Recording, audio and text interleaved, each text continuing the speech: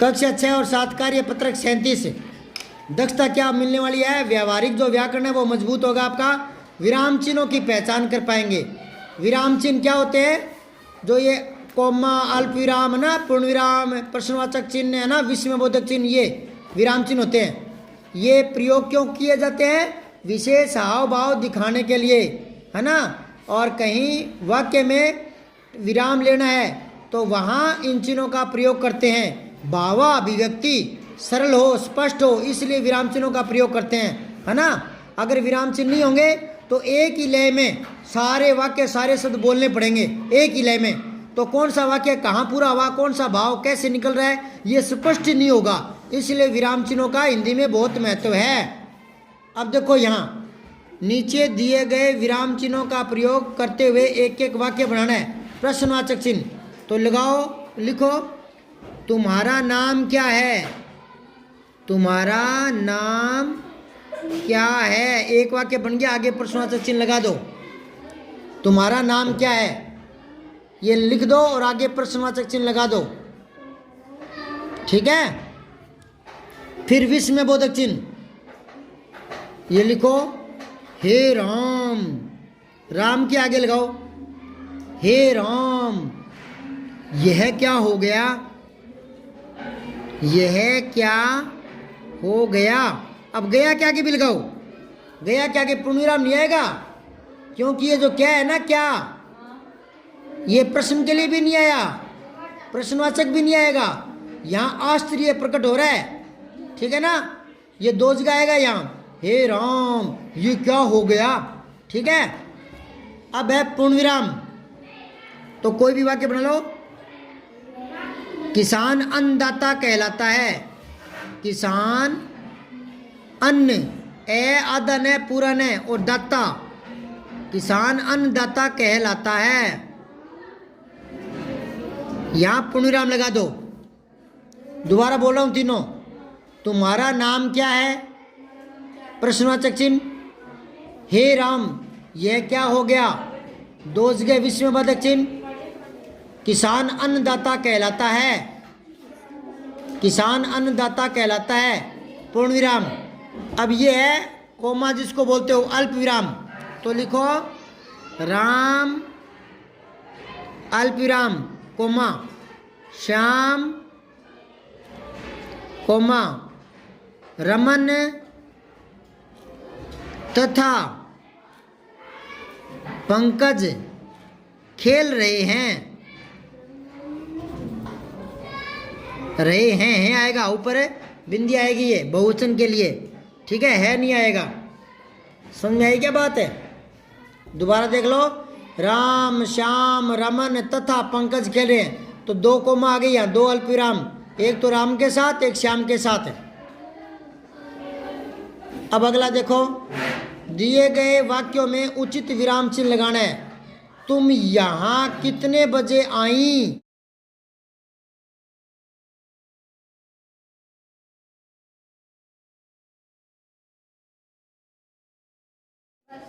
प्रश्नवाचक कितने के कारण है, ठीक है। अरे विमलेश तुम गोविंद के घर जाओ, संबोधन चिन्ह अरे विमलेश के आगे आएगा ये, ठीक है। तुम गोविंद के घर जाओ, यहाँ पूर्णविराम आ जाएगा। संबोधन कोमा से भी झलक जाता है, तो वहाँ इसकी जरूरत नहीं होती, अल्पविराम ही लगा देते हैं, कोमा ही लगा देते हैं। फिर है तुम बाजार जाकर तेल चीनी चावल घी लाना, तो तुम बाजार जाकर तेल के आगे कोमा, चीनी के आगे कोमा और घी लाना, यहाँ पूर्णविराम। मेरा नाम सिम्मी और मेरी बहन का नाम सानू है, यहाँ पूर्णविराम। अब है दिए गए वाक्यों को पढ़िए और कोष्ठक में पूछे गए विराम चिन्ह पर सही का निशान लगाइए। वाह कितना सुंदर शॉल है, विस्मयबोधक चिन्ह। तुम कहाँ जा रहे हो, प्रश्नवाचक चिन्ह, इसके ऊपर निशान लगा दो। पवन और रमन अच्छे मित्र हैं, पूर्णविराम। फिर है आज मैंने हलवा कोमा पूड़ी और जलेबी खाई, अल्पविराम। पेज पलटो। 38वें में देखो, दक्षता क्या मिलेगी? परिवेशीय सजगता के बारे में समझ पाएंगे, अपने आसपास का जो परिवेश है ना वो। तो देखो अलग अलग तरह के काम करने वाले कुछ पद नाम दिए गए हैं, उनके बारे में आप लिखो। सैनिक, ये क्या काम करते हैं? देश की रक्षा। हाँ, देश की रक्षा करते हैं। ठीक है। अगला है किसान। हाँ, खेती करके अन्न उपजाता है, अन्न उपजाता है। ठीक है। वैज्ञानिक, नए नए आविष्कार करके, नए आविष्कार करके देश को वैज्ञानिक प्रगति देते हैं, विज्ञान संबंधी प्रगति। और किसान क्या देते हैं? अन्न संबंधी प्रगति। समझ गए क्या? हर क्षेत्र में प्रगति होगी तो ही देश समृद्ध बनेगा ना। अब देखो दर्जी क्या करता है?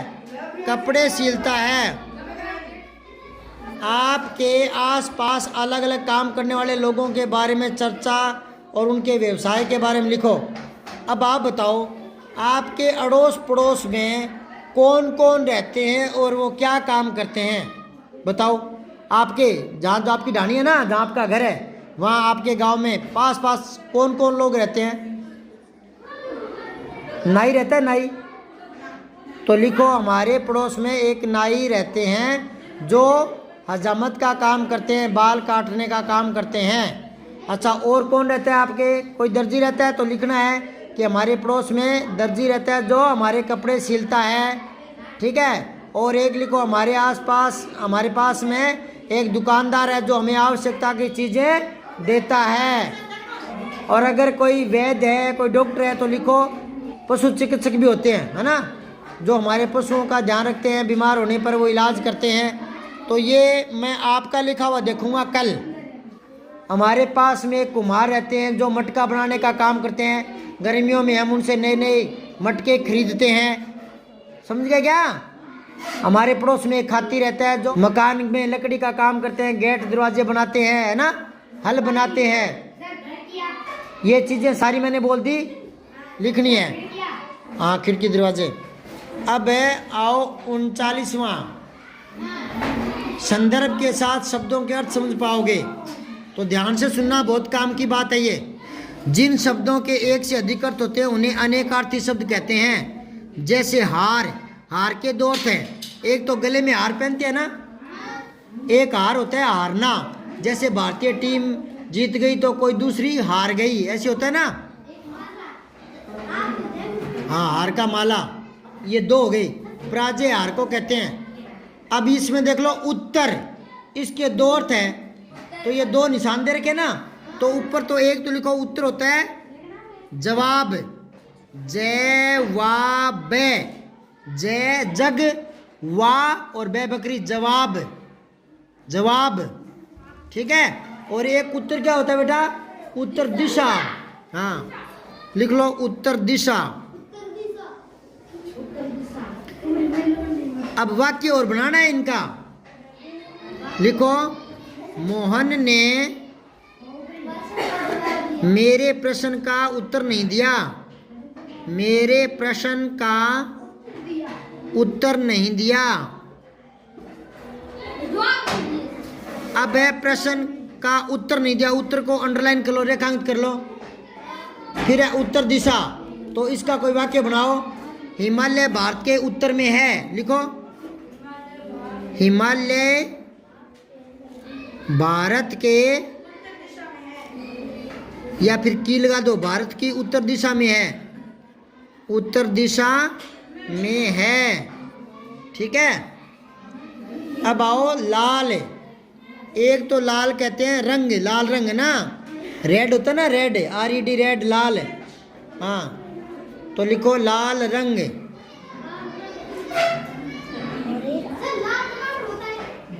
और एक इसका अर्थ लिख लो, पुत्र को भी कहते हैं। माँ कहती नहीं, आ रे मेरा लाल, पुत्र को कहते हैं। किसको? तो ऊपर वाला वाक्य बनाओ, मेरे पास लाल स्वेटर है, आदस है, वेटर है, स्वेटर है। मेरे पास लाल स्वेटर है, लाल रंग की, ठीक है ना। माँ ने सारी मिठाई अपने लाल को दे दी, अपने ही लाल को दे दी, ठीक है, अपने ही लाल को दे दी, दूसरों को नहीं बांटी। अब एक और शब्द है आम, तो इसका एक तो ऊपर लिखो अम्र, आ मैं के पैर में रहे, अम्र। संस्कृत में बोलते हैं ना अम्र आम को। और एक आम होता है सामान्य, सा मा आदा ने, ये सामान्य, ठीक है। तो अम्र वाला लिखो, मुझे आम बहुत पसंद है, मुझे आम बहुत पसंद है। अब इसमें आम रेखांकित कर लो, ऊपर वाले में लाल रेखांकित कर लो, लाल, ठीक है, उत्तर रेखांकित कर लो। अब आओ सामान्य वाला अर्थ का वाक्य बनाओ, मैं आम आदमी हूँ, मैं आम आदमी हूँ, मतलब सामान्य आदमी हूँ। आम के दो वाक्य बना दिए ना, एक तो मैं आम आदमी हूँ, एक मुझे आम पसंद है, ठीक है। अब आओ अर्थ, एक तो अर्थ होता है पैसा, पैसा, एक अर्थ होता है भाव। मैं वाक्य बना रहा हूँ, देखो, अर्थ कमाने के लिए, अर्थ कमाने के लिए गृह त्याग करना पड़ता है, गृह त्याग करना पड़ता है अर्थ कमाने के लिए, ठीक है, यानी पैसा कमाने के लिए, अर्थ कमाने के लिए गृह त्याग करना पड़ता है, घर छोड़ना पड़ता है, हैं?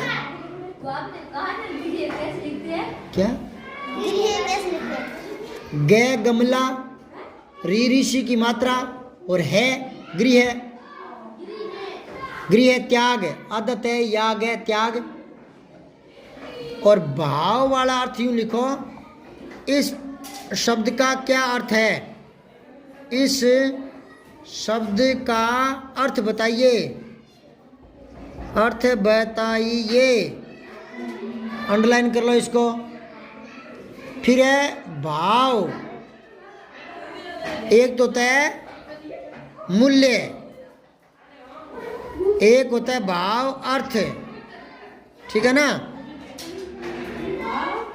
भाव अर्थ, एक होता है भाव मूल्य। लिखो, आपने आम किस भाव दिए, किस भाव दिए, किस भाव दिए, प्रश्नवाचक चिन्ह, ठीक है, प्रश्नवाचक चिन्ह, किस भाव दिए, ठीक है। फिर एक लिखो, इस पंक्ति का भाव समझाइए, इस पद का मूल भाव लिखिए, मूल भाव लिखो या लिखिए। आगे है व्यंजन, एक तो व्यंजन लिखो पकवान, पकवान, और एक व्यंजन होता है वर्ण, ठीक है ना। तो पहला ऊपर लिखो, आज हमारे घर कई प्रकार के व्यंजन बनेंगे, आज हमारे घर पर कई प्रकार के व्यंजन बनेंगे। और एक वर्ण तो लिखो, हिंदी में 33 व्यंजन हैं, ठीक है। अब हल देखो, हल, एक तो हल होता है, हाँ, खेती करने वाला, एक तो हल होता है उत्तर, मुझे, यूं लिखो, मुझे इस सवाल का हल मिल गया। ठीक है, मुझे इस सवाल का हल मिल गया। और एक हल होता है, हाँ, खेती का साधन। लिखो, किसान हल जोतता है, जोतता है। ठीक है, किसान हल जोतता है। फिर वार, एक तो लिख दो युद्ध, एक लिख दो वार, लिख दो दिवस। तो वार का युद्ध का लिखो, द्वितीय विश्व वार खतरनाक था।